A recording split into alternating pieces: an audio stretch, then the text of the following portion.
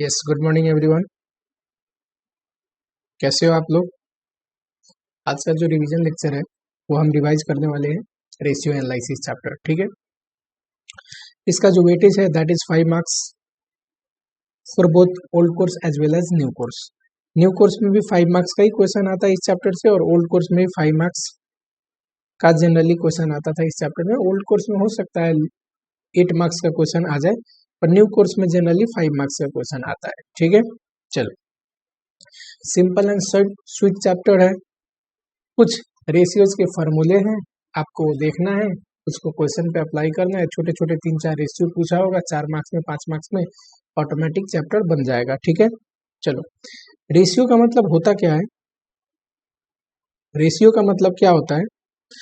तो sir, ratio का मतलब relationship between two financial data. मान लो एक नेट प्रॉफिट है, ठीक है, नेट प्रॉफिट और एक सेल्स, दोनों फिनेंशियल डेटा है, इनका जो रिलेशनशिप, यही एक रेशियो होता है, net profit ratio, net profit margin ratio, या सम नेट प्रॉफिट रेशियो बोलो, जो भी, profit divide by sales into 100।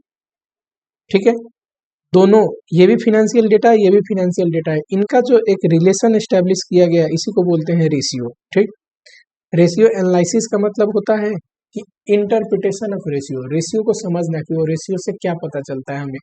And planning का मतलब होता है for the purpose of decision making. Actually ये हम कर क्यों रहे हैं, रेशियो बना के समझ क्यों रहे हैं?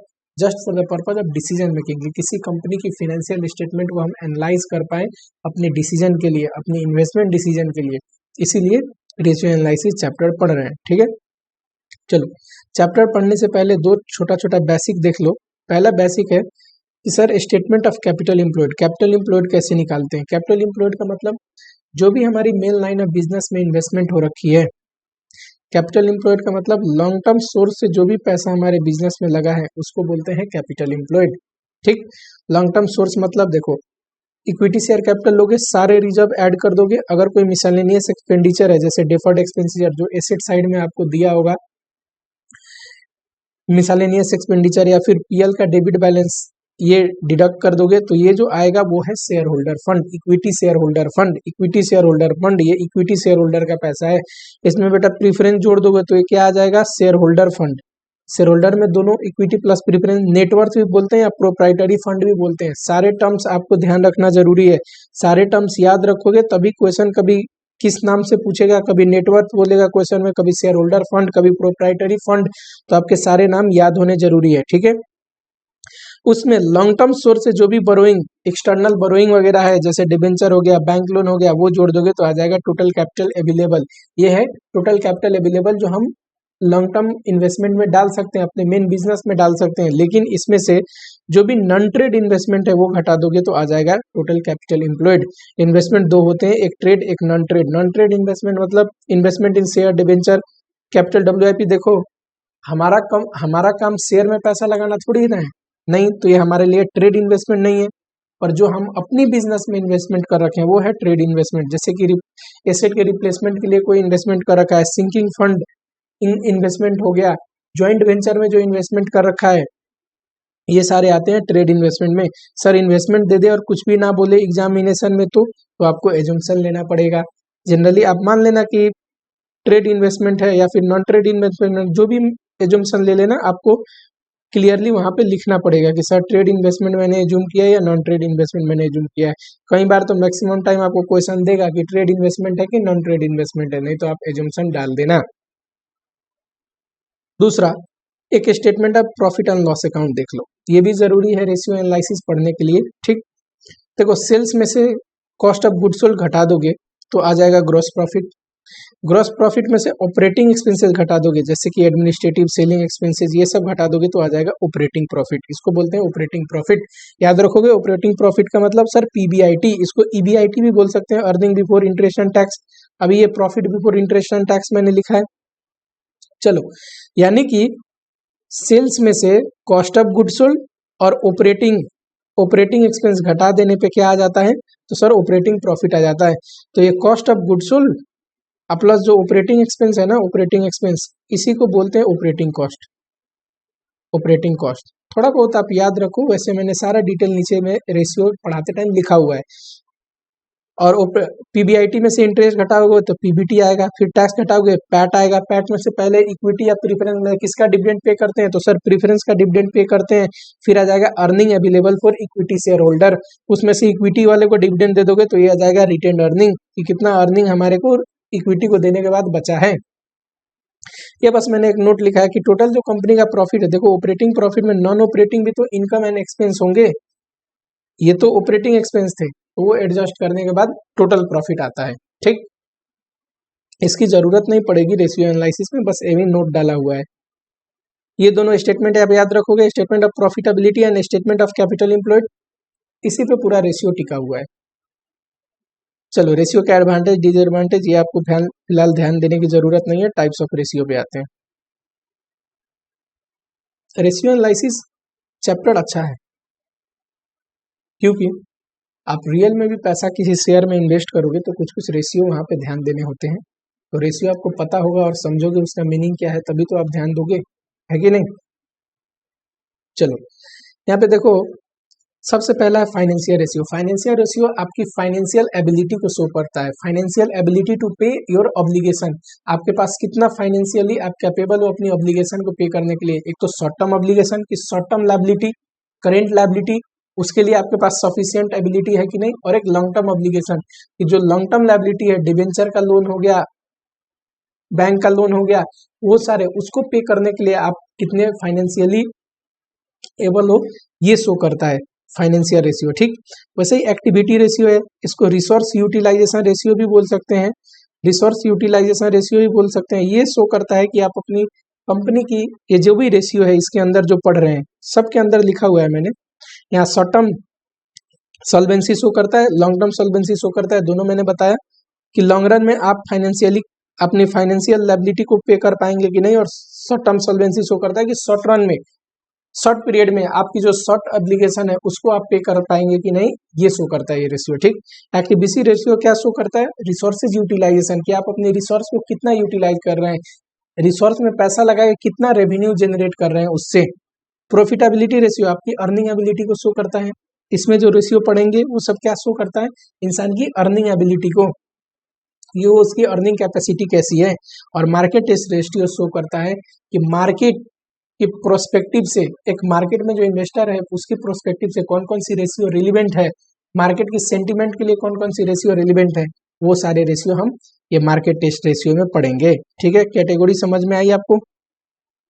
चलो उठाते हैं शॉर्ट टर्म सॉल्वेंसी। मैंने क्या बताया, इसमें वो रेशियो पढ़ेंगे जो आपकी शॉर्ट टर्म ऑब्लिगेशन आप पे करने के लिए कितना कैपेबल हो, ये जज करने के लिए short term solvency ratio check करते हैं, है ना। लिक्विडिटी का मतलब ही होता है एबिलिटी टू पे your obligation, short term liquidity का मतलब शॉर्ट टर्म ऑब्लिगेशन को पे करने का कितना एबिलिटी है आप में। पहला रेशियो है current ratio, short term solvency के अंदर करंट रेशियो मतलब current asset divide by current liability.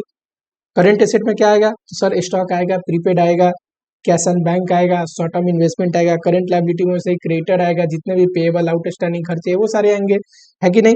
Bank overdraft आएगा करंट लायबिलिटी में, कैश क्रेडिट आएगा। चलो जो इसका स्टैंडर्ड है वो है 2:1, हायर द बेटर, जितना बढ़िया होगा, जितना ज्यादा करंट एसेट में इन्वेस्टमेंट है करंट लायबिलिटी की तुलना में उतना बढ़िया है, पर ज्यादा इन्वेस्टमेंट भी अच्छा नहीं है। क्यों, क्योंकि करंट एसेट में जो इन्वेस्टमेंट होती है उस पर रिटर्न बहुत कम होता है। ठीक है, तो इसलिए 2:1 रेशियो मेंटेन करना एक स्टैंडर्ड माना जाता है कि अच्छा होता है। दूसरा लिक्विड या एसिड टेस्ट या क्विक रेशियो, इसमें क्या होता है कि टोटल करंट एसेट को ध्यान देने की जरूरत नहीं, उस करंट एसेट में कुछ ऐसे भी एसेट है जो लिक्विड नहीं है, तो आप सिर्फ लिक्विड एसेट को लेकर लो, liquid asset divide by liquid liability, या फिर लिक्विड लायबिलिटी ना लेके करंट लायबिलिटी। बेटर कौन है, तो liquid asset divide by liquid liability. Liquid asset मतलब करंट एसेट में से स्टॉक या प्रीपेड, स्टॉक एंड प्रीपेड घटा दो। क्यों सर, स्टॉक बेचोगे तभी तो पैसा आएगा, तो स्टॉक भी हाईली लिक्विड नहीं है। प्रीपेड, किसी को प्रीपेड एक्सपेंसेस कर दिया तो सर्विस देके अपना उस प्रीपेड के लिए वो सर्विस देगा आपको, पैसा थोड़ी ना वापस देने वाला है। इसलिए हाईली लिक्विड एसेट में, लिक्विड एसेट में ये दोनों नहीं लेते। लिक्विड लायबिलिटी मतलब करंट लायबिलिटी, लेकिन उसमें से दो ऐसी लायबिलिटी जिसको टाला जा सकता है, जैसे कि bank overdraft and cash credit. Interest payment करा जाए तो bank overdraft and cash credit की पीरियड एक्सटेंड किया जा सकता है।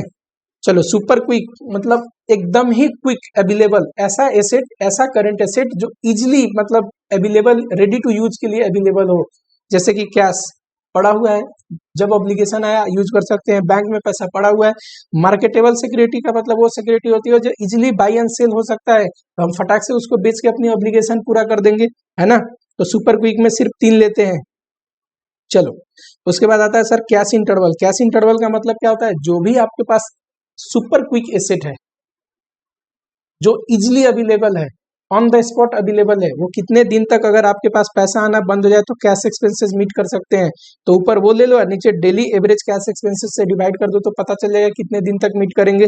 डेली एवरेज कैश एक्सपेंसेस कैसे निकलेगा, टोटल कैश एक्सपेंसेस को 365 से डिवाइड कर दो। कैश एक्सपेंसेस में क्या ध्यान रखने की जरूरत है कि डिप्रिसिएशन वगैरह नहीं आएगा, क्योंकि कैश एक्सपेंसेस लेना है हमें, है कि नहीं। चलो, अगला है नेटवर्किंग कैपिटल। करंट एसेट में से करंट लायबिलिटी घटा दो तो नेटवर्किंग कैपिटल आ जाएगा, है कि नहीं। चलो, लॉन्ग टर्म सोल्वेंसी देखो। लॉन्ग टर्म सोल्वेंसी हमारी लॉन्ग टर्म एबिलिटी को शो करता है टू पे लॉन्ग टर्म ऑब्लिगेशन। ठीक, लॉन्ग रन में हम अपनी ऑब्लिगेशन को पे कर पाएंगे कि नहीं, ये शो करता है। चलो, आपको ध्यान होगा कि कैपिटल इंप्लॉयड कैसा निकला था sir, equity share holder fund और प्रीफरेंस शेयर होल्डर का फंड जोड़ दिया था तो शेयर होल्डर फंड आया था, है ना। और सर उसमें लॉन्ग टर्म वाला जोड़ दिया था तो कैपिटल इंप्लॉयड आया था, है कि नहीं। देखो, शेयर होल्डर फंड और लॉन्ग टर्म बोरोइंग जो है जोड़ने के बाद कैपिटल इंप्लॉयड आया था। इक्विटी रेशियो का मतलब क्या होता है, share holder fund divide by total capital employed, है कि नहीं। डेट रेशियो का मतलब क्या होता है, long term divide by total capital employed, कि टोटल कैपिटल इंप्लॉयड का लॉन्ग टर्म कितना परसेंटेज है। ठीक, इक्विटी ज्यादा हो कैपिटल इंप्लॉयड का तो ज्यादा बढ़िया है, क्योंकि ये थोड़ा कम हो तो अच्छा है। ज्यादा डेप्थ होना अच्छी बात नहीं है, क्यों, it will create excess leverage, ज्यादा लिवरेज क्रिएट कर देगा। और लिवरेज चैप्टर में पढ़ेंगे कि अच्छा भी है और बुरा भी है, ज्यादा लिवरेज रखना अच्छी बात नहीं है। कई बार देखो लॉन्ग टर्म डेप्थ ना लेके टोटल डेप्थ लेते हैं, यानी कि लॉन्ग टर्म के साथ करंट लायबिलिटी भी जोड़ के। बेटर क्या होगा सर, एग्जाम में क्या करना है तो लॉन्ग टर्म ले लेना आप, वैसे एग्जाम में दोनों कर दोगे तो कोई दिक्कत थोड़ी ना है। अगला है डेट इक्विटी, कोई दिक्कत नहीं है। इक्विटी का मतलब शेयर होल्डर फंड और डेट का मतलब वही ऊपर जो डेट ले रहे थे लॉन्ग टर्म डेट, या फिर टोटल डेट भी ले सकते हैं। ठीक, प्रोप्राइटरी फंड। प्रोप्राइटरी फंड पता है, शेयर होल्डर फंड या नेटवर्थ को ही प्रोप्राइटरी फंड भी बोलते हैं, ऊपर पढ़ा था मैंने स्टेटमेंट ऑफ कैपिटल इंप्लॉयड में। तो प्रोप्राइटरी फंड या शेयर होल्डर फंड ऊपर ले लोगे और टोटल एसेट नीचे ले लोगे। और नेट एसेट क्यों लिया है, एसेट साइड में अगर कोई मिसलेनियस एक्सपेंडिचर का आइटम है वो नहीं लेना है इसमें। ठीक, हायर द बेटर, एसेट जितने भी हैं वो ज्यादा अपने ही शेयर होल्डर फंड से फाइनेंस हो, ये ज्यादा बेहतर है ना। क्यों, क्योंकि मैं बार बार बोल रहा हूँ ज्यादा लोन लेना अच्छी बात नहीं है, फाइनेंशियल लिवरेज को बढ़ा देगा ज्यादा लोन लोगे तो। ठीक, and the company become more risky, financial leverage को बढ़ाए, लिवरेज बढ़ने का मतलब ये है कि कंपनी ज्यादा रिस्की हो जाएगा। चलो, अगला है आउटसाइड लायबिलिटी टू एसेट। तो टोटल आउटसाइड लायबिलिटी ले लो, डिवाइड बाय एसेट कर दो। इसको ऐसे भी निकाल सकते हैं कि 100% में से प्रोप्राइटरी रेशियो घटा दो। कैसे सर, प्रोप्राइटरी रेशियो का मतलब क्या होता है, शेयर होल्डर फंड, इसमें लॉन्ग टर्म करेंट लायबिलिटी, यही होता है लायबिलिटी साइड में कि share holder fund, equity plus preference सबका जुड़ा है, long term liability, current liability, और ये आ गया टोटल लायबिलिटी साइड, ये आ गया एसेट साइड।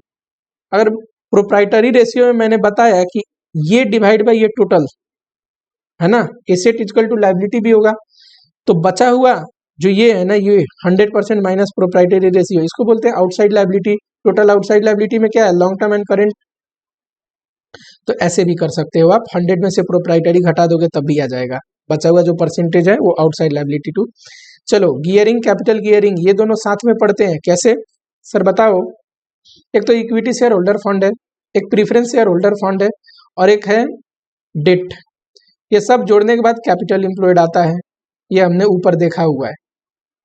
ठीक, गियरिंग रेशियो का मतलब होता है फिक्स कॉस्ट कैपिटल। इसमें से पता है प्रीफरेंस और डेट फिक्स कॉस्ट कैपिटल है, क्योंकि उनपे जो ऑब्लिगेशन है हमारी, प्रीफरेंस का डिविडेंड भी फिक्स होता है, डिबेंचर वो डेट जो होता है लॉन्ग टर्म डेट, उनकी इंटरेस्ट भी फिक्स होती है। तो फिक्स कॉस्ट कैपिटल ऊपर ले लोगे, long term debt divide by total capital employed, है कि नहीं। वैसे ही कैपिटल गियरिंग में फिक्स कॉस्ट कैपिटल ऊपर ले लोगे, debt plus preference share capital divide by variable. इसमें वेरिएबल कौन है, इक्विटी वाला, ये वेरी होते रहेगा ना, रिजर्व एंड सरप्लस चेंज होते रहेगा, तो इक्विटी शेयर होल्डर का फंड भी हर एक साल चेंज होते रहेगा, है कि नहीं। तो वेरिएबल कॉस्ट कैपिटल कर देंगे, वेरिएबल कॉस्ट कैपिटल का मतलब इक्विटी शेयर होल्डर फंड। ठीक है, चलो फिक्स एसेट रेशियो बोले तो fix asset divide bye long term date. वैसे डिविडेंड कवरेज रेशियो बोलेगा। देखो कवरेज का मतलब आप पे करने के लिए कितना सक्षम है उस चीज को। बताओ इक्विटी डिविडेंड पता है आपको, ऊपर स्टेटमेंट हम पढ़ रहे थे।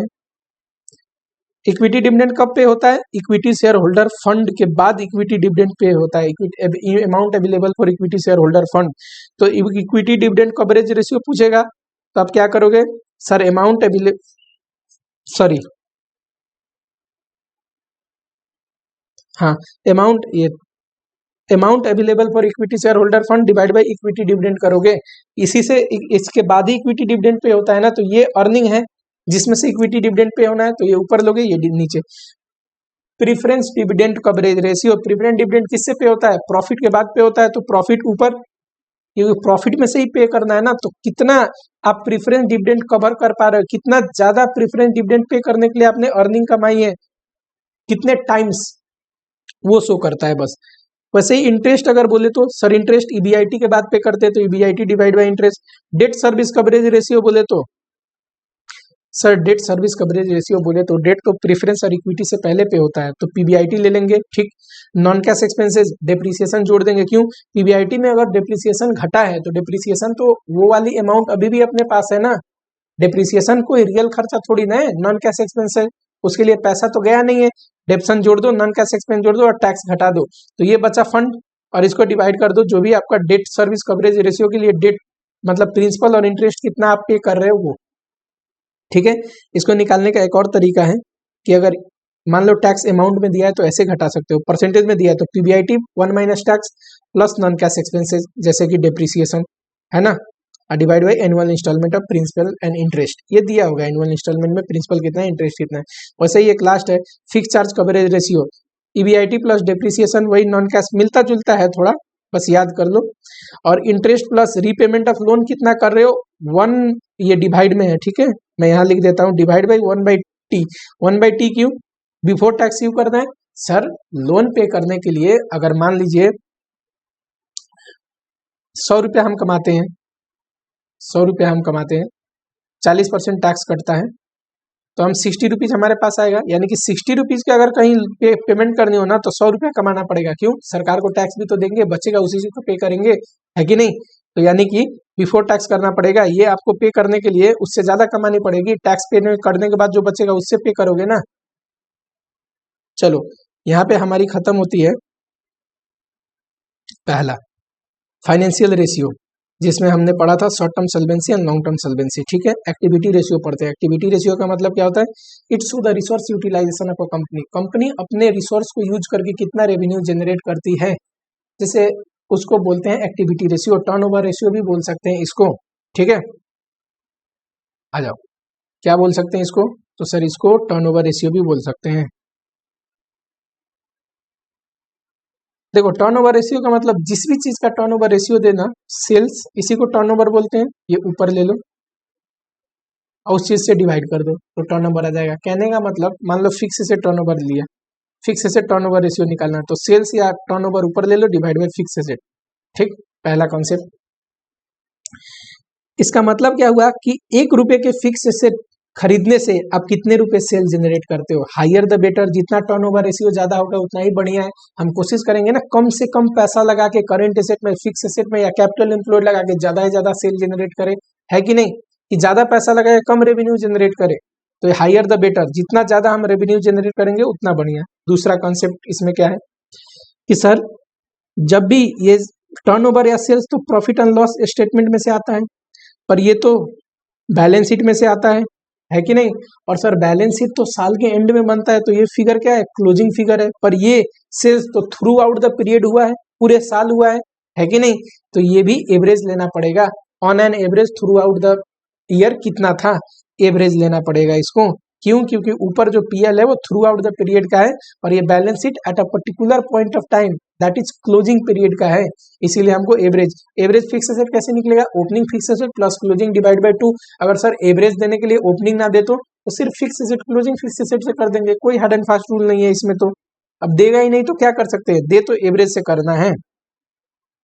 चलो एग्जाम्पल के तौर पे देखते हैं, फिक्स एसेट टर्नओवर रेशियो बोले तो total sale divide by average fix asset. Total asset turnover ratio बोले total sale divide by total asset, average total asset, average मैंने फर्स्ट में ही लगा दिया है। और ये वर्किंग कैपिटल टर्नओवर बोले total sale divide by average working capital, है कि नहीं। जिसका भी टर्नओवर बोले सेल्स ऊपर लेना है टर्नओवर और डिवाइड बाय एवरेज कर देना है उस चीज से। अगर एवरेज निकालना संभव ना हो तो सर क्लोजिंग से ही कर देंगे, कोई दिक्कत नहीं। अब ओपनिंग देगा नहीं तो एवरेज कैसे निकालेंगे। ओके चलो, अच्छा कैपिटल इंप्लॉयड टर्नओवर बोले तो जरा बताना कैपिटल टर्नओवर। तो सर टर्नओवर ऊपर ले लेंगे, टर्नओवर का मतलब ही होता है sales divide by average capital employed. Capital employed कैसे निकलता है सर, आपने पढ़ाया तो था ऊपर स्टेटमेंट में। कैपिटल इंप्लॉयड कैसे निकलता है, इक्विटी का सारा जोड़ लो, इक्विटी शेयर होल्डर फंड के लिए equity share capital plus reserve वगैरह, फिर प्रेफरेंस का जोड़ लो, लॉन्ग टर्म डेट जोड़ लो, कैपिटल अवेलेबल आ जाता है। कोई नॉन ट्रेड इन्वेस्टमेंट है घटा दो तो कैपिटल इंप्लॉयड आ जाता है। चलो फिर आते हैं, ये दोनों हो गया। स्टॉक टर्नओवर, सर आपने बोला था टर्नओवर का मतलब सेल्स ऊपर ले लो और एवरेज स्टॉक नीचे ले लो तो स्टॉक टर्नओवर आ जाएगा। लेकिन स्टॉक तो बताओ कॉस्ट पे वैल्यू होता है ना, सेल प्राइस पे स्टॉक दिखता है क्या। जो प्रॉफिट एंड लॉस स्टेटमेंट आप बनाते हो ट्रेडिंग अकाउंट, उसमें जो क्लोजिंग स्टॉक होता है वो क्या कॉस्ट पे होता है कि सेल प्राइस पे, कॉस्ट पे होता है, स्टॉक की कॉस्ट पे, है कि नहीं। तो ये कॉस्ट पे है, ये कॉस्ट पे है, तो इसको भी कॉस्ट पे लेना चाहिए ना सेल को भी। तो सेल का कॉस्ट को क्या बोलते हैं, कॉस्ट ऑफ गुड्स सोल्ड। तो कॉस्ट ऑफ गुड्स सोल्ड पे लेंगे। अगर कॉस्ट ऑफ गुड्स सोल्ड ना हो तब सेल पे लेना है, पर कोशिश करना है कॉस्ट ऑफ गुड्स सोल्ड पे। सर एवरेज इन्वेंट्री ना हो तो, एवरेज स्टॉक ना हो तो नॉर्मल जो स्टॉक दिया हो क्लोजिंग स्टॉक उसी पे ले लेंगे, और क्या करेंगे। ठीक है सर, आप कहते हो तो मान लेते हैं।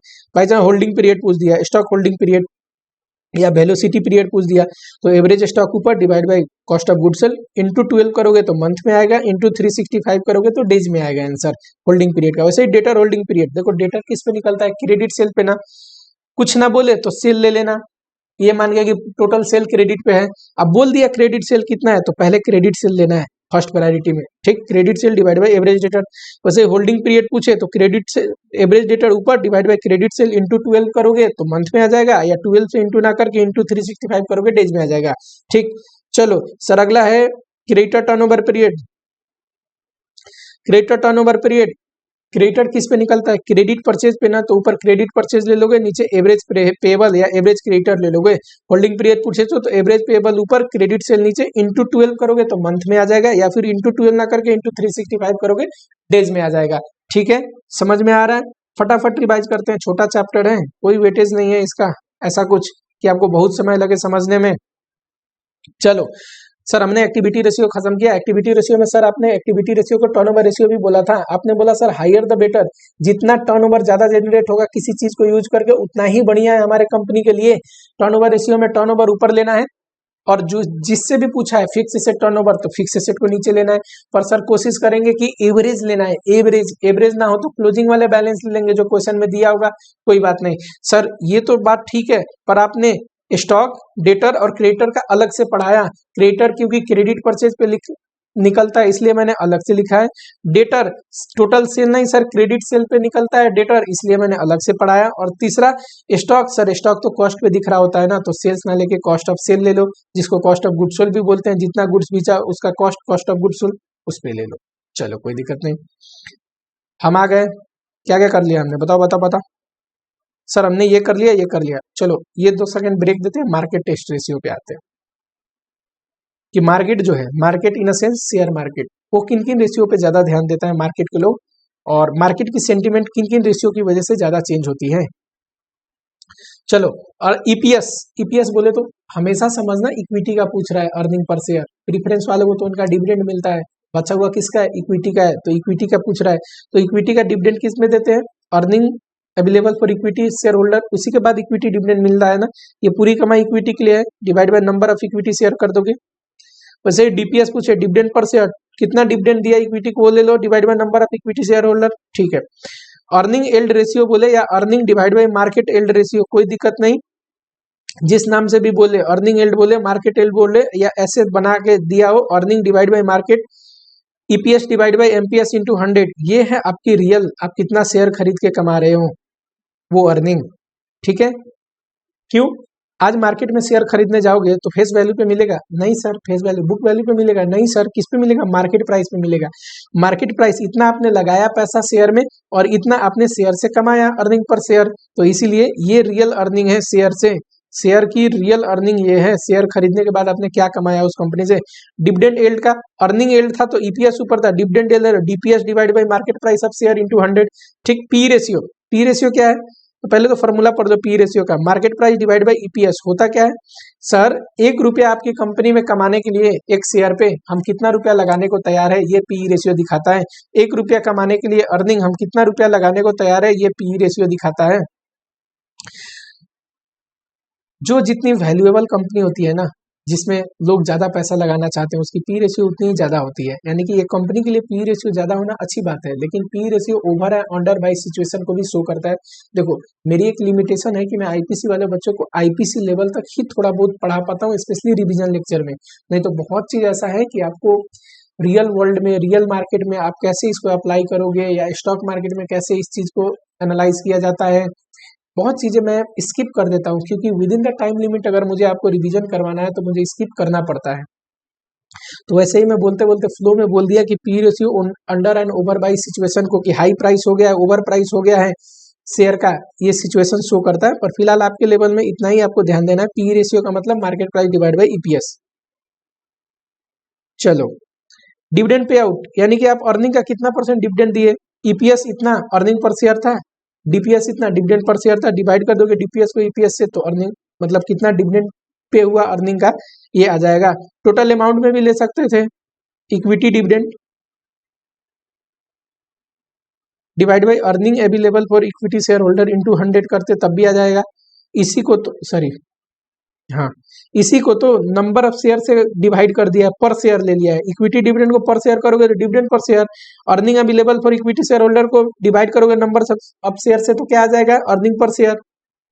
चलो, रिटेंशन रेशियो का मतलब कितना कंपनी ने रिटेन कर लिया, अर्निंग अवेलेबल जो था उसका कितना डिविडेंड दिया, अब बचा हुआ रिटेन, तो ये 100% में से डिविडेंड पे आउट रेशियो घटा दोगे तो बचा हुआ रिटेंशन रेशियो निकल जाएगा। या फॉर्मूला से निकालना चाहो तो रिटेन अर्निंग ले लो, अर्निंग अवेलेबल फॉर डिवाइड कर दो इंटू 100 कर दो। ठीक, सिंपल। चलो, market value divide by book value, simple है। मार्केट वैल्यू लेना है ऊपर, market price of share, book value पर शेयर लेना है नीचे, ऐसे ही दिया है, दिस डिवाइड बाय दिस। तो जो ये है इसको ऊपर ले लो, ये जो डिवाइड में है नीचे ले लो। अब बुक वैल्यू पर शेयर क्या होता है कि आपके बैलेंस शीट के अनुसार आपकी कंपनी की शेयर प्राइस क्या होनी चाहिए। बुक वैल्यू इसलिए क्योंकि बुक की वैल्यू ले रहे हैं ना हम वहां पे शेयर वैल्यूएशन के लिए। नेटवर्थ लेते हैं, नेटवर्थ का मतलब क्या होता है सर, शेयर होल्डर फंड होता है और प्रोप्राइटरी फंड होता है। आपको सारा चीज याद रखना है, क्यों, तभी तो क्वेश्चन बनेगा सर। चलो ठीक है, चालाक हो तुम। डिवाइड कर दोगे नंबर ऑफ शेयर से हो जाएगा। ठीक, अगला देखो, अब last profitability ratio. Profitability ratio क्या शो करता है, किसी भी कंपनी का अर्निंग एबिलिटी चेक करना हो ना तो उसमें हम प्रॉफिटेबिलिटी रेशियो को देखते हैं। प्रॉफिटेबिलिटी रेशियो में भी बहुत सारे रेशियो आपको याद है। प्रॉफिटेबिलिटी रेशियो पढ़ने से पहले ये स्टेटमेंट ऑफ प्रॉफिटेबिलिटी यही आने वाला है काम वहां पे, ध्यान रखना, स्टेटमेंट ऑफ प्रॉफिटेबिलिटी। चलो, वैसे एक छोटा सा नॉलेज के लिए मैंने बोल दिया है कि सेल में से सेल रिटर्न घटा दोगे, और इनडायरेक्ट टैक्सेज ये होता है including indirect taxes, indirect taxes वो भी घटा दोगे तो नेट सेल आते हैं। ठीक, सेल का प्रेजेंटेशन हमेशा इंक्लूसिव ऑफ इनडायरेक्ट टैक्सेज होते हैं, इनडायरेक्ट टैक्स नीचे घटा के दिखाया जाता है। चलो देखो, सेल्स में से कॉस्ट ऑफ गुड्स सोल्ड घटा रहे थे तो क्या आ रहा था, gross profit. Gross profit ratio का मतलब ये ग्रोस प्रॉफिट सेल का कितना परसेंट है, gross profit divide by sale into 100, जितना ज्यादा होगा उतना बढ़िया है। Cost of goods sold ratio मतलब cost of goods sold sale का कितना परसेंट है, मान लो सेल 100 है, ये 80% है, तो ये कितना होगा 20% है कि नहीं।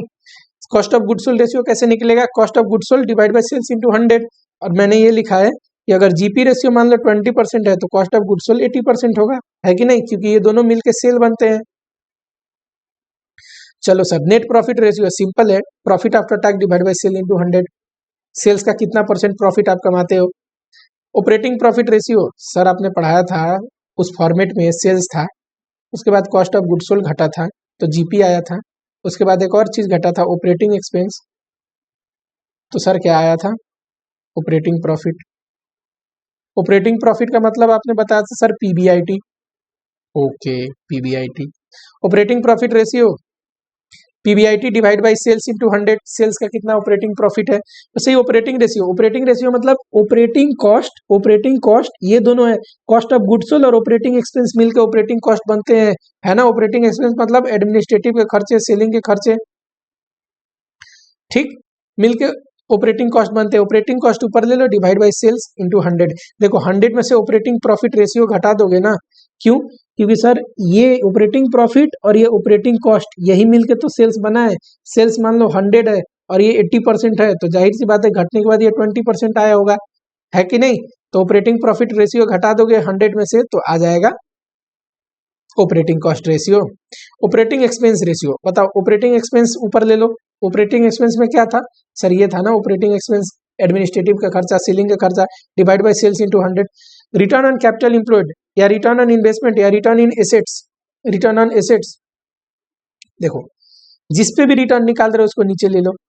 एवरेज कैपिटल एम्प्लॉयड को इन्वेस्टमेंट, रिटर्न ऑन इन्वेस्टमेंट में रिटर्न ऑन एसेट बोलेगा, ठीक, डिवाइड बाई, देखो कैपिटल एम्प्लॉयड में किसका किसका पैसा है, याद करो कैपिटल एम्प्लॉयड कैसे आया था, इक्विटी का पैसा था, प्रीफरेंस का था, लॉन्ग टर्म डेब्ट था, तब कैपिटल एम्प्लॉयड आया था। जब पैसा सबका है तो अर्निंग भी कौन सा लेंगे, जिसमें इक्विटी का भी हो, प्रीफरेंस का भी हो और डेट का भी हो, यानी कि पीबीआईटी में देखो अभी इंटरेस्ट नहीं घटा है, यानी कि लॉन्ग टर्म डेट का भी पैसा है इसमें, ना डिविडेंड घटा है, प्रीफरेंस डिविडेंड ना इक्विटी डिविडेंड, बिना घटे हुए अमाउंट लेना है, कमाई भी तीनों का लेना है जब कैपिटल तीनों का ले रहे हैं, और 1 माइनस टी कर दोगे। टैक्स रेट नहीं दिया है तो simple PBIT divide by average capital employed into 100 कर सकते हो।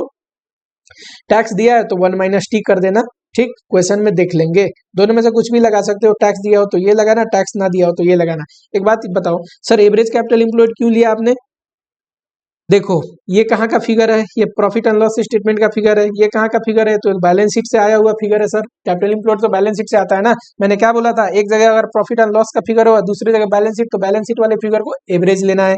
सर फिर ऊपर आपने एवरेज क्यों नहीं लिया, यहाँ पे बताओ सर, ऊपर आपने एवरेज क्यों नहीं लिया, ये भी तो पीएल से आया हुआ फिगर है और ये भी पीएल में ही होता है, तो पीएल से आया हुआ फिगर है, दोनों थ्रू आउट द पीरियड का फिगर है, इसीलिए हमने एवरेज नहीं किया।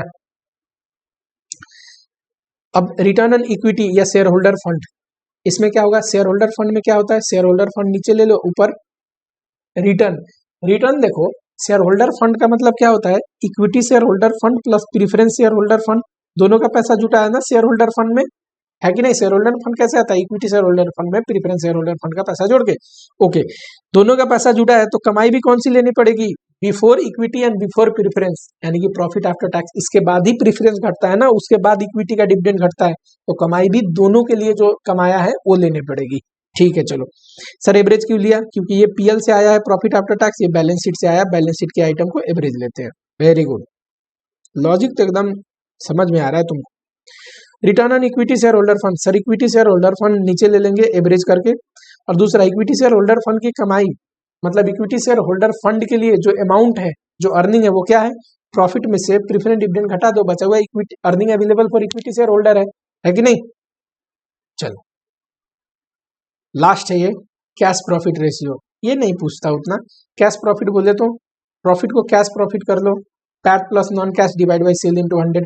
कई जने बोलते हैं पैट लेना सही नहीं है, पीबीआईटी लो, ऑपरेटिंग प्रॉफिट और उसमें नॉन कैश जोड़ दो, डिवाइड बाई सेल इनटू 100, ठीक। ये जो फॉर्मूला था, ये जो फॉर्मूला था, ये जो फॉर्मूला था, ये मोर देन सफिशिएंट है, मतलब जितने भी क्वेश्चन है इससे बन जाएंगे। आपको ये टेबल मेमोराइज रखना है कि क्या क्या है, सारे फॉर्मूला नीचे लिखे हुए हैं। एक चलो डी पॉइंट आता है, डी पॉइंट लिखा हुआ है, डी पॉइंट कहता है रिटर्न ऑन इन्वेस्टमेंट का आप एक क्या फॉर्मूला पढ़े हो या कैपिटल एम्प्लॉयड का, सर पीबीआईटी, अगर टैक्स दिया हो तो 1 माइनस टी कर देंगे, नहीं दिया हो तो इतना ही डिवाइड बाई कैपिटल एम्प्लॉयड, यही पढ़ा था या कुछ और पढ़ा था, यही पढ़ा था सर। इसको ऐसे भी निकाल सकते हैं, ऑपरेटिंग प्रॉफिट रेशियो को कैपिटल टर्नओवर में इंटू करके, इतना भी करोगे तब भी निकल जाएगा। कैसे सर, ऑपरेटिंग टर्नओवर क्या होता है, ऑपरेटिंग प्रॉफिट रेशियो क्या होता है, operating profit ratio EBIT divide by sale, turnover ratio क्या होता है, capital turnover, sales divide by capital, अब सेल्स कट जाएगा तो फिर क्या बचेगा sir, EBIT divide by capital employed, यही होता है ना रिटर्न ऑन इन्वेस्टमेंट, हाँ सर यही होता है। यानी कि अगर क्वेश्चन में ये दोनों दे, ये ना दे, ये तो मैं समझने के लिए लिखा हूँ, ये और ये दे तो दोनों को इंटू करोगे तो ये आ जाएगा। कई बार छोटे क्वेश्चन में पूछ देता है क्लिकिंग करने के लिए कि डू पॉइंट के अनुसार बताओ, पुराने कोर्स में तो पूछा हुआ भी है। वैसे ही return on equity net profit ratio into asset turnover into equity multiplier करोगे तो आ जाएगा। ये तो मैंने समझने के लिए नीचे दिया है, क्वेश्चन में आपको ये तीनों देगा, इंटू कर देना बस और रिटर्न ऑन इक्विटी आ जाएगा, इक्विटी शेयर होल्डर फंड। कैसे, मैंने ब्रेक करके बताया। देखो नेट प्रॉफिट रेशियो कैसे निकलता है, PAT divide by sales into asset turnover, sales divide by net asset into equity multiplier का मतलब होता है यहाँ पे net asset divide by net worth. अब बताओ इसमें नेट एसेट कट जाएगा, सेल्स कट जाएगा, लास्ट में क्या बचेगा, PAT divide by net worth. Sir PAT divide by net worth या शेयर होल्डर फंड बोलिए या प्रोप्राइटरी फंड, इसका मतलब क्या होता है, तो सर इसी का तो मतलब होता है return on equity share holder fund. चलो समझ में आया, ठीक है। कुछ क्वेश्चन देख ले। नॉलेज पे हमेशा देखो फोकस करना है, question is always a by product. Question तो आराम से बन जाएगा अगर आपको सब चीज कंसेप्चुअली पता है। पहले कॉन्सेप्चुअली समझना है, चीज़ों को सीखना है, उसके बाद क्वेश्चन पे ध्यान देना है, क्वेश्चन पे कोशिश करना है, प्रैक्टिस तब करे जब चीज़ें समझ में आ जाए, कॉन्फिडेंस भी आएगा आपको, है कि नहीं। चलो ये क्वेश्चन 5 मार्क्स का आया हुआ है, नवंबर 20 में क्वेश्चन नंबर 1 के ए में ही आया था। चलो the following information related to RM company limited, ठीक है। टोटल एसेट इम्प्लॉयड दिया हुआ है, हाँ सर टोटल एसेट इम्प्लॉयड दिया हुआ है, डायरेक्ट कॉस्ट दिया है, अदर ऑपरेटिंग कॉस्ट दिया है, कोई दिक्कत नहीं। Goods are sold to customer at this much of direct cost, तो सेल्स कैसे निकलेगा, 150% किसका, डायरेक्ट कॉस्ट का। डायरेक्ट कॉस्ट 5,50,000 है, जरा बताना।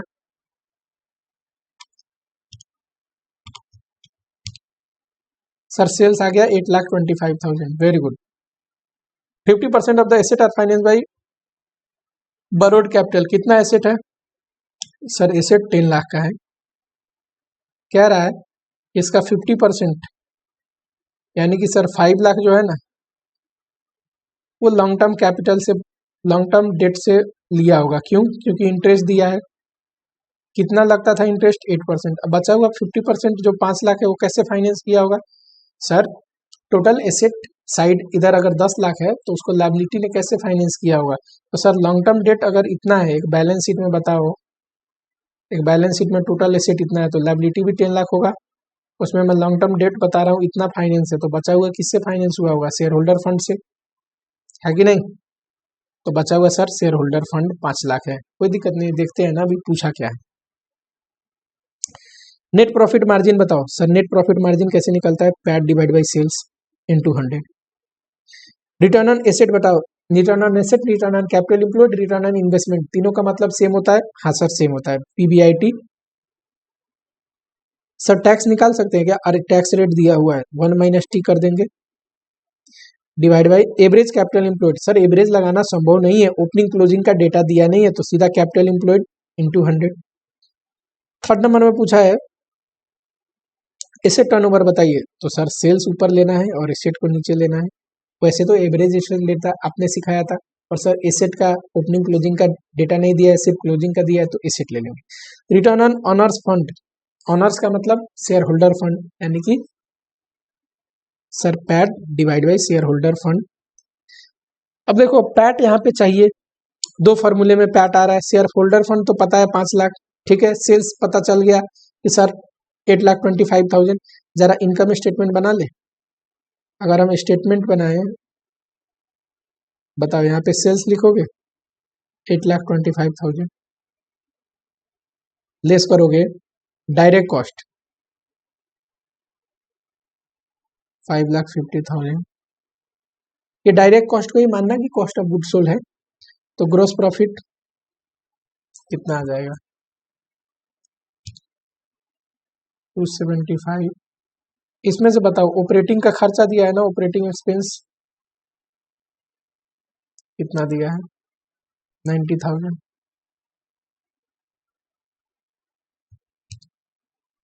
185 आ जाएगा। ये क्या बोलते हैं, तो सर ये पीबीआईटी बोलते हैं। सर इसमें से पहले इंटरेस्ट आप घटाओ, इंटरेस्ट कितना 5 लाख डेट है ना, 5 लाख 8% के रेट से 40,000 घट जाएगा,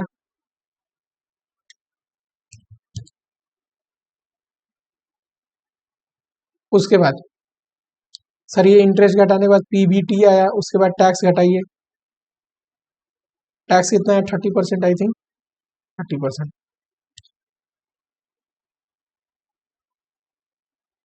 तो उसके बाद सर पीएटी आएगा।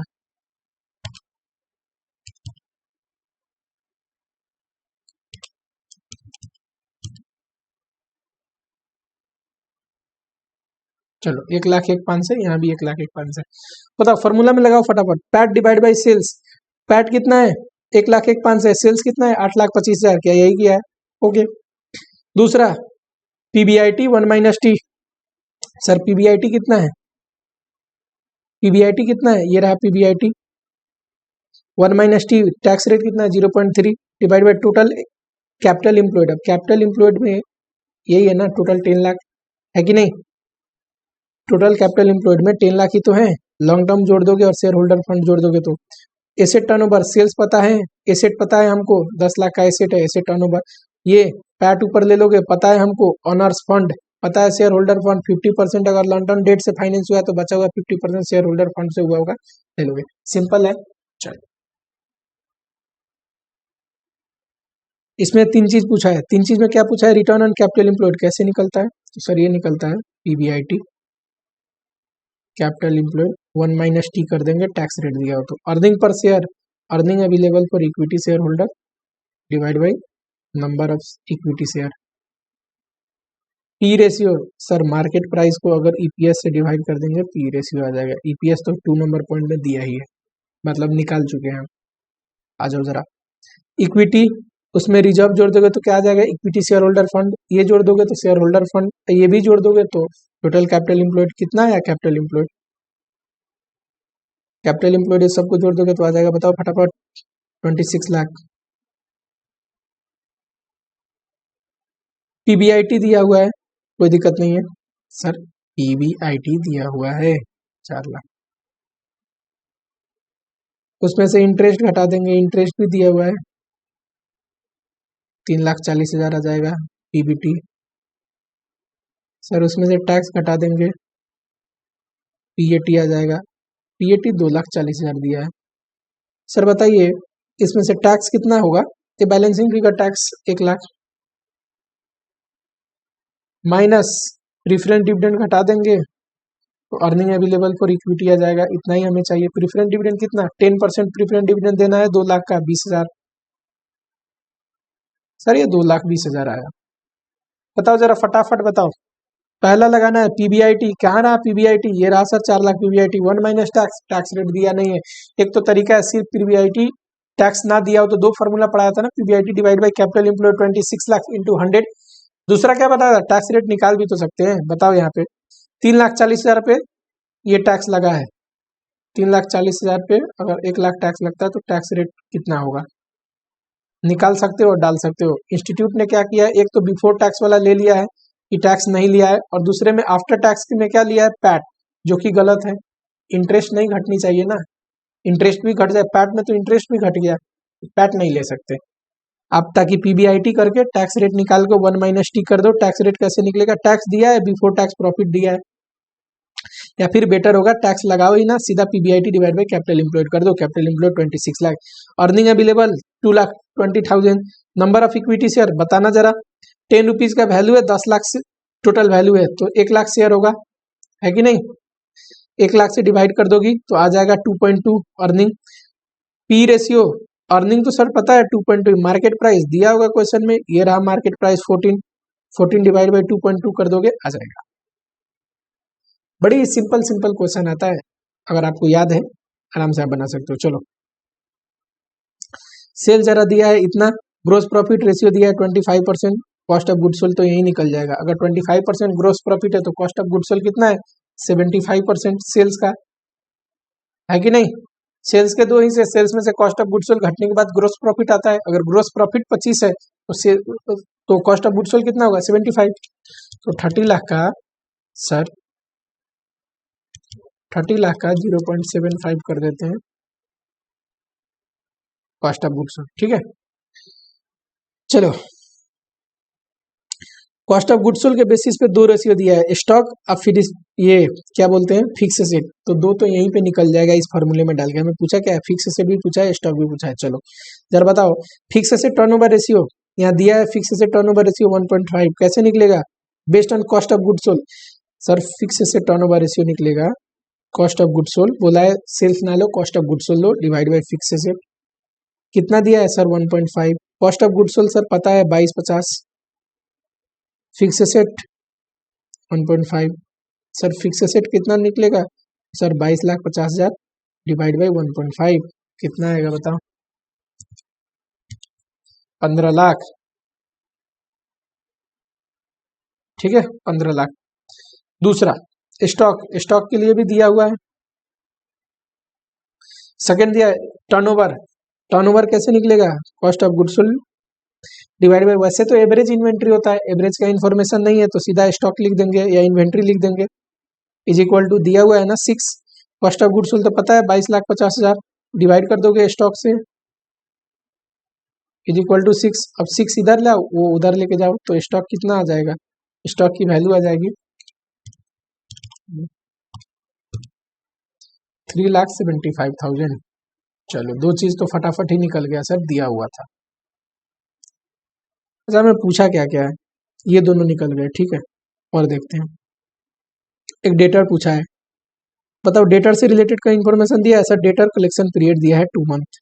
अब बताओ क्रेडिट सेल दिया है, ये पता है, इस फार्मूले में डाल सकते हो, डेटर कलेक्शन पीरियड का फार्मूला मैंने पढ़ाया था, डेटर कलेक्शन पीरियड का फार्मूला मैंने पढ़ाया था सर, एवरेज डेटर, या ना दिया हो एवरेज तो डेटर लिख सकते हैं, डिवाइड बाय क्रेडिट सेल, कितना है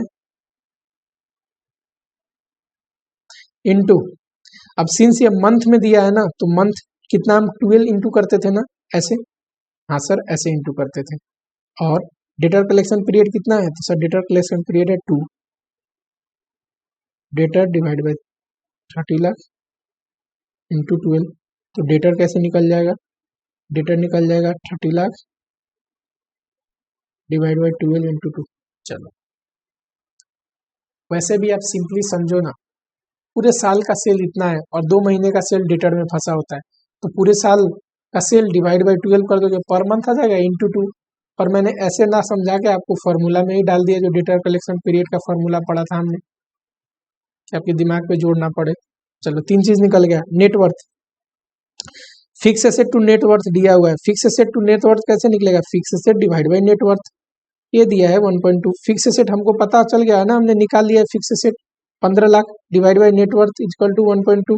बताओ नेटवर्थ, बताओ net worth is equal to 15 lakh divide by 1.2, कितना आएगा? 12,50,000।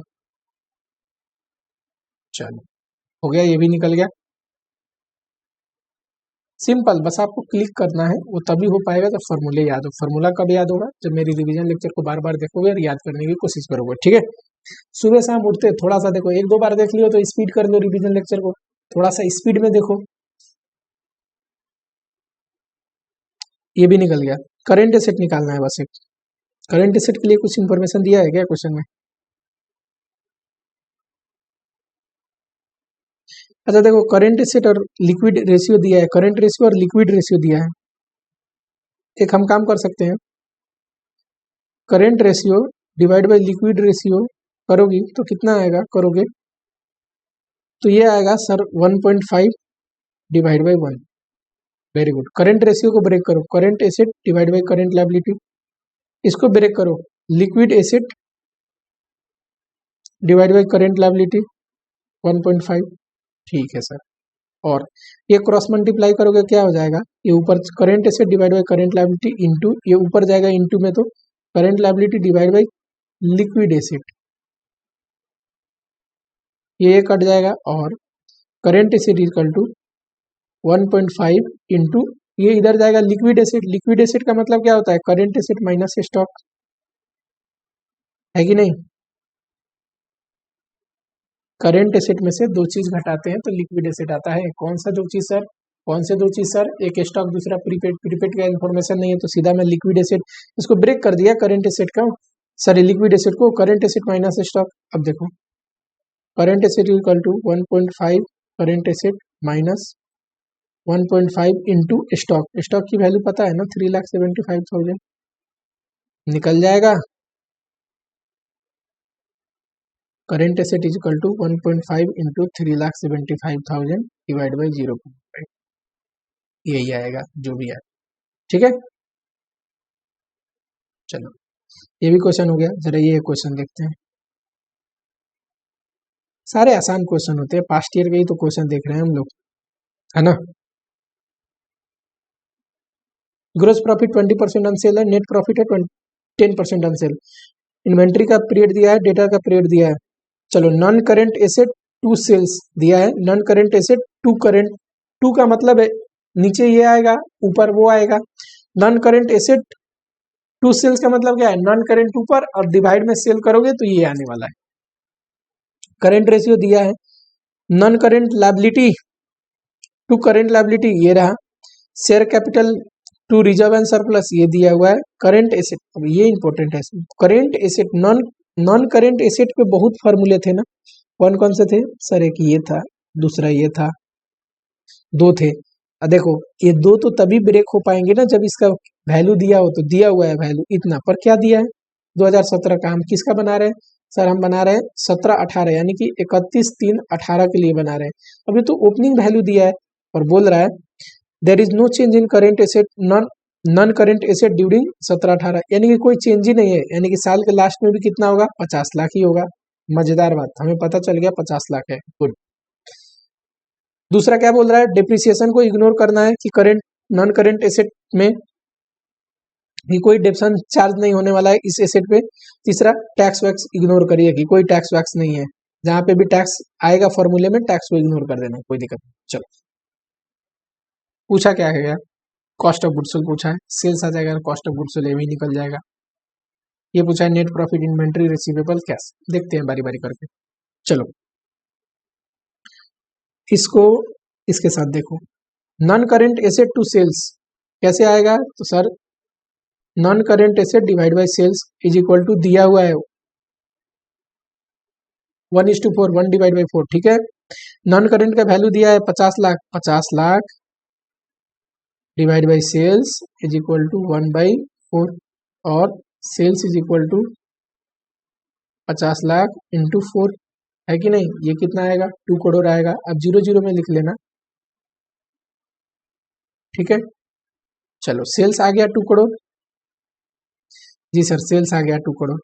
ग्रोस प्रॉफिट कितना है, हमें क्या निकालना है, कॉस्ट ऑफ गुड्स सोल्ड ना। ग्रोस प्रॉफिट अगर 20% है तो कॉस्ट ऑफ गुड्स सोल्ड कितना होगा, तो कॉस्ट ऑफ गुड्स सोल्ड होगा सर 80%। क्यों, cost of goods sold plus gross profit is equal to sale. अगर ग्रोस प्रॉफिट 20% है तो कॉस्ट ऑफ गुड्स सोल्ड होगा 80%, पढ़ाया भी था ये चीज को ऊपर। चलो 80% किसका, सेल्स का, 2 करोड़ सेल्स,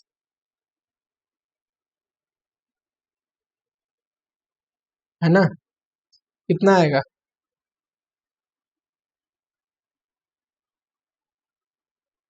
कितना आएगा कॉस्ट ऑफ गुड्स सोल्ड, पहले क्वेश्चन का आंसर। नेट प्रॉफिट पूछ रहा है, नेट प्रॉफिट कितना है सर, नेट प्रॉफिट है 10% ऑन सेल, 2 करोड़ का 10% 20 लाख, दो चीज आ गया।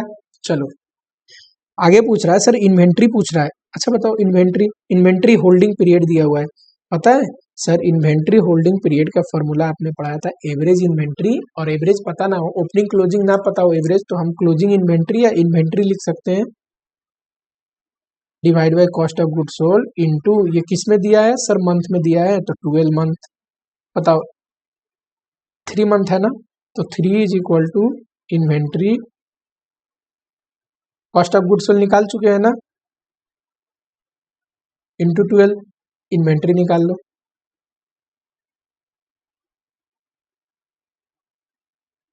करो फटाफट, क्वेश्चन में कंसेप्ट में अब कोई समय नहीं बच रखा है।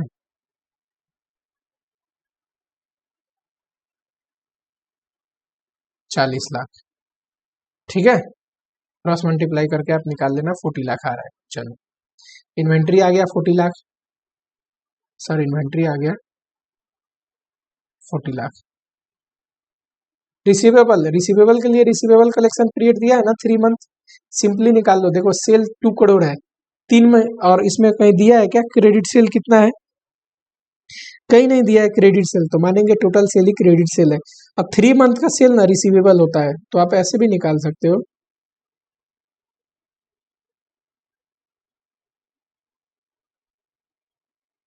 इंटू 3 सीधा, या फिर रिसीवेबल कलेक्शन पीरियड में फॉर्मूला में डालोगे, लास्ट में यही आंसर आना है कि 1 मंथ का सेल इतना तो 3 मंथ का सेल इतना। ठीक है, आ जाओ देखो, कॉस्ट ऑफ गुड्स निकाल लिया, ये निकाल लिया, ये 40 लाख आया था ये भी निकाल लिया, रिसीवेबल कलेक्शन पीरियड आएगा 50 लाख ये भी निकाल लिया। अपना भी करोगे ना ये इससे काटोगे 4 से, 2 करोड़ को 4 से डिवाइड करोगे तो 50 लाख ही आना है, ये भी निकाल लिया। चारों क्वेश्चन की सॉल्यूशन निकाल ली। अब क्या देखो पूछ रहा है, क्या पूछ रहा है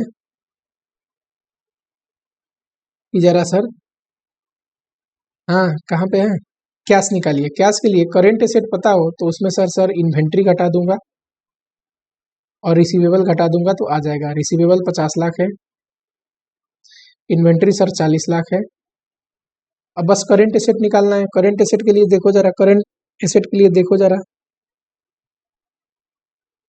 ये current asset, non current asset to current asset 1:2, non current asset divide by current asset क्या है 1/2 है। नॉन करेंट एसेट का वैल्यू दिया है 50 लाख, हाँ सर दिया है 50 लाख। करेंट एसेट 1/2 है, ठीक है सर। करेंट एसेट कितना आ जाएगा, इसमें से घटा दोगे रिसीवेबल और वो तो आ जाएगा 10 लाख। ठीक है, आसान है। चलो एक और क्वेश्चन देखो, फटाफट देखो, टाइम नहीं लगाना है। जीपी रेशियो दिया है, कैसे निकला है, GP divide by sale into 100। Sorry GP amount में दिया है, जीपी रेशियो नीचे दिया है। ठीक, अब देखो एक बात बताओ, जीपी ग्रोस प्रॉफिट कैसे निकलता है, जीपी रेशियो जो है ना, रेशियो उसको सेल में इंटू करके, है कि नहीं।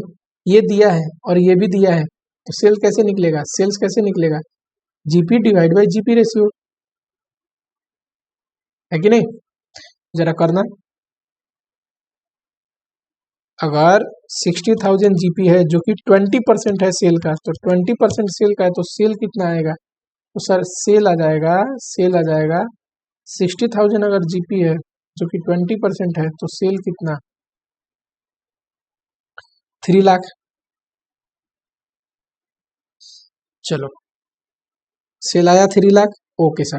हमें पूछा गया है, तो हमको पूछा है इस बैलेंस शीट को कंप्लीट करिए। इस बैलेंस शीट में क्या है, नेटवर्थ का अमाउंट डालना है, करंट एसेट का ये करंट लायबिलिटी डालना है, ये आ जाएगा, टोटल एसेट डालना है, टोटल एसेट में एक फिक्स एसेट होगा और ये तीनों होंगे करंट एसेट, ये भी डालना है, इंडिविजुअल तीनों कितने हैं, इतना फिगर आपको पता चल जाएगा, पता चल जाएगा। ठीक है सर।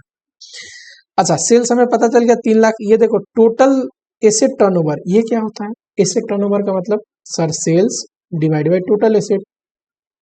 ये दिया हुआ है 0.3, बताओ सेल्स पता है ना 3 लाख,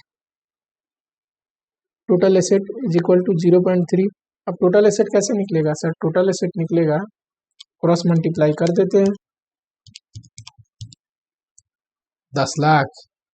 अगर टोटल एसेट आ गई सर 10 लाख तो टोटल लायबिलिटी भी अगले स्टेप में लिख दूंगा 10 lakh, asset is equal to liability. Okay sir.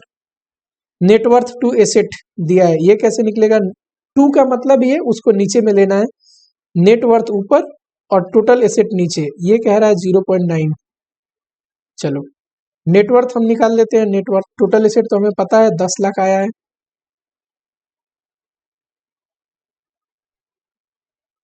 Net worth is equal to 9 lakh, into करोगे तो आया है 9 लाख, आंसर आया है 9 लाख। अब बताओ टोटल लायबिलिटी 10 लाख है, नेट वर्थ 9 लाख है, तो current liability balancing figure 1 lakh, current liability कैसे निकलेगा, टोटल लायबिलिटी में से नेटवर्थ घटा के, आप पूरा लिखना, मैं तो आपको बस पढ़ा रहा हूँ, रिवाइज करवा रहा हूँ। 9 लाख घटा दोगे तो सर कितना आ जाएगा 1 लाख, आ गया, मैंने यहाँ 1 लाख डाल दिया। चलो सर इतना चीज तो हमने भर दिया बैलेंस शीट में, और क्या भरना है, अब एसेट साइड भरना है। एसेट साइड के लिए कुछ दिया है क्या, इरेज करते जाओ, जो भी बनाते जा रहे हो इरेज करते जाओ, तुम तो कॉपी में बना रहे हो, मेरे पास स्पेस की थोड़ी सी कमी है। अच्छा देखो सर करेंट एसेट रेशियो दिया है, current asset divide by current liability होता है, ये दिया है 1.5। ओके सर करेंट एसेट निकाल सकते हैं ना, क्यों, करेंट लायबिलिटी तो अपने को पता है, current asset divide by current liability का अमाउंट है 1 lakh is equal to 1.5।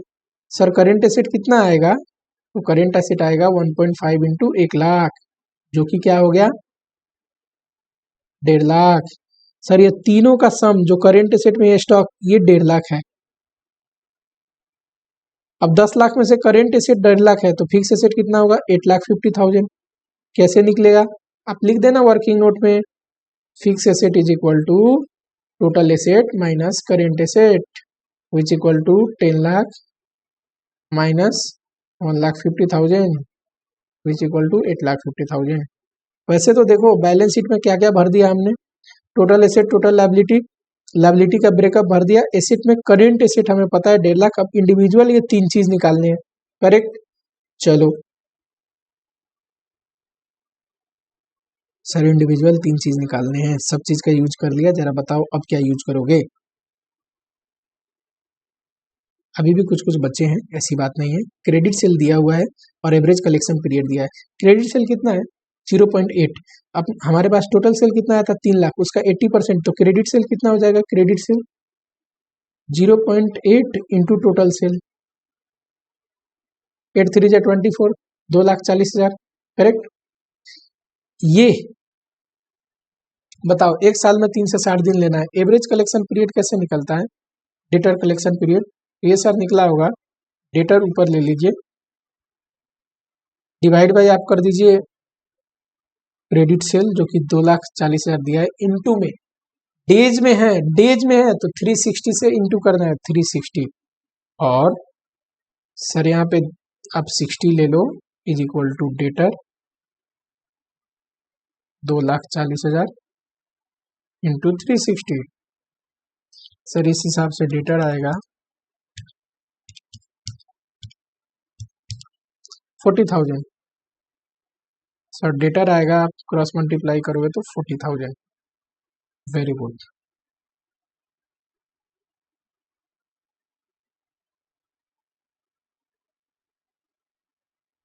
Debtor आएगा 40,000। 40,000, अब 1,50,000 में से 40,000 डेटर आ गया, देखते हैं और क्या आ सकता है। एक बात बताओ, liquid asset to current liability 1:1 दिया है, ये क्या होता है sir, liquid asset divide by current liability दिया है 1:1, यानी कि 1 डिवाइड बाई 1। सर लिक्विड एसेट का मतलब current asset less stock divide by current liability 1। Current asset कितना है सर, पता है ना हमको 1,50,000 है, less stock divide by current liability sir 1,00,000 है, इज इक्वल टू 1। और सर ये कैसे निकलेगा, स्टॉक की वैल्यू आप क्रॉस मल्टीप्लाई करके निकालोगे तो आएगा 50,000। सर हम फिर स्टॉक में रख देते हैं 50,000। अब बताओ 1,50,000 का करेंट लायबिलिटी है जिसमें से 2 है, स्टॉक 50,000, डेटर 40,000, तो कैश कितना आएगा बैलेंसिंग फिगर, अगर 50,000 40,000 90,000 इतना है 1,50,000 में से, तो ये 60,000 आ जाएगा, क्या बन गया balance sheet, simple and sweet. चलो मेरे हिसाब से कितना भी क्वेश्चन कर लो, आप इतना याद रखना कि कोई ऐसा क्वेश्चन नहीं था जिसमें हमने ऐसा कोई फार्मूला यूज किया जो सीखा नहीं था, यानी कि फार्मूला मोर देन सफिशिएंट है। आपको अगर फार्मूले सारे याद है आराम से आप बना सकते हो, ठीक है। चलो